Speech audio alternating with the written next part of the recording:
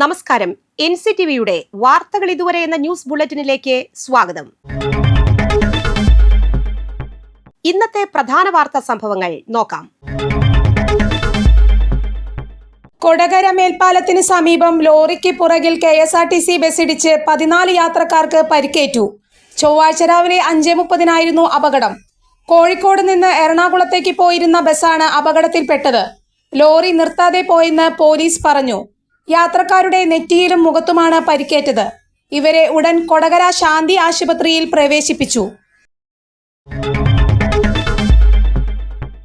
കലാമണ്ഡലം അധ്യാപകനെതിരെ വിദ്യാർത്ഥികളുടെ പരാതിയിൽ POCSO case. Desamangalam സ്വദേശിയായ അധ്യാപകനെതിരെയാണ് കഴിഞ്ഞ ദിവസം 6 വിദ്യാർത്ഥികൾ വൈസ് ചാൻസലർക്ക് പരാതി നൽകിയത്. പരാതിയുടെ അടിസ്ഥാനത്തിൽ വൈസ് ചാൻസലർ അധ്യാപകനെ സസ്പെൻഡ് ചെയ്യുകയും പരാതി ചെറുതുരുത്തി പോലീസിനെ കൈമാറുകയുമായിരുന്നു.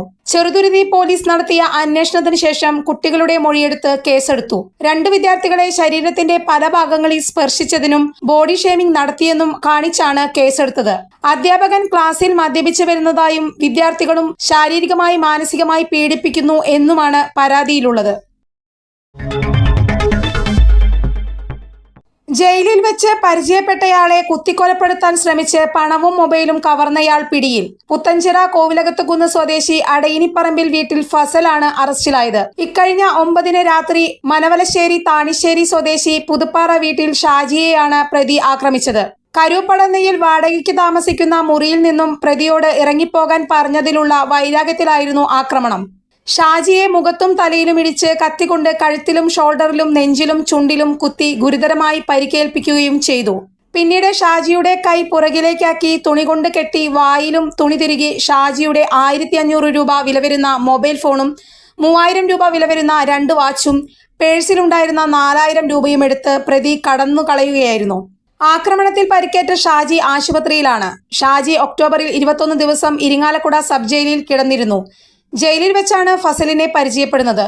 ഫസൽ മാള പോലീസ് സ്റ്റേഷൻ പരിധിയിൽ നിന്ന് സ്കൂട്ടർ മോഷ്ടിച്ച കേസിലെ പ്രതിയാണ്. തൃശൂർ റൂറൽ ജില്ലാ പോലീസ് മേധാവി B. കൃഷ്ണകുമാറിന്റെ നേതൃത്വത്തിൽ Irinjalakuda police station SHO MK Shaji, SI MR Krishnaprasad, GSI MA Muhammad Rashi, GSI Anwaruddin, GSCPOമാരായ NM ഗിരീഷ്, TJ സതീഷ്, സുജിത് എന്നിവരാണ് പ്രതിയെ അറസ്റ്റ് ചെയ്തത്.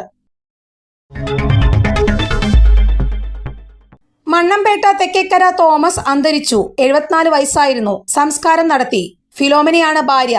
സിമ്മി, സിജോ, സിമി എന്നിവർ മക്കളും വർഗീസ്, ജോസ്ബി, അജി എന്നിവർ മരുമക്കളുമാണ്. നൂറുകുളം പൊന്നോര് പാലത്തിങ്കൽ ആന്റണി അന്തരിച്ചു. 80 വയസ്സായിരുന്നു. സംസ്കാരം നടത്തി. ഷാജി, ഷിജു, ഷിജി എന്നിവർ മക്കളും റാഫി, അനുഷ, ജോസഫ് എന്നിവർ മരുമക്കളുമാണ്. കാലാവസ്ഥ.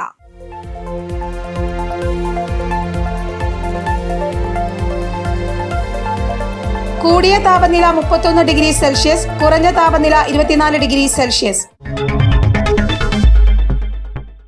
ചാലക്കുടി കൃഷ്ണ ജ്വല്ലറിയിൽ ഇന്നത്തെ സ്വർണ്ണവില. സ്വർണ്ണവില നിങ്ങൾക്കായി സമർപ്പിക്കുന്നത് അപ്പസ്വർണം ആഡംബരവുമാണ്, സമ്പാദ്യവുമാണ്. സ്വർണം കയ്യിലുണ്ടേ അതൊരു ധൈര്യവുമാണ്. Krishna jewellery golden diamonds, Chalakudy. ഹൃദയങ്ങൾ കീഴടക്കിയ വിശ്വാസം. സ്വർണം ഗ്രാമിന് 11,575 രൂപയും പവന് 92,600 രൂപയും രേഖപ്പെടുത്തി. ഇതോടെ വാർത്തകൾ ഇതുവരെ എന്ന ന്യൂസ് ബുള്ളറ്റിൻ സമാപിക്കുന്നു. നന്ദി, നമസ്കാരം.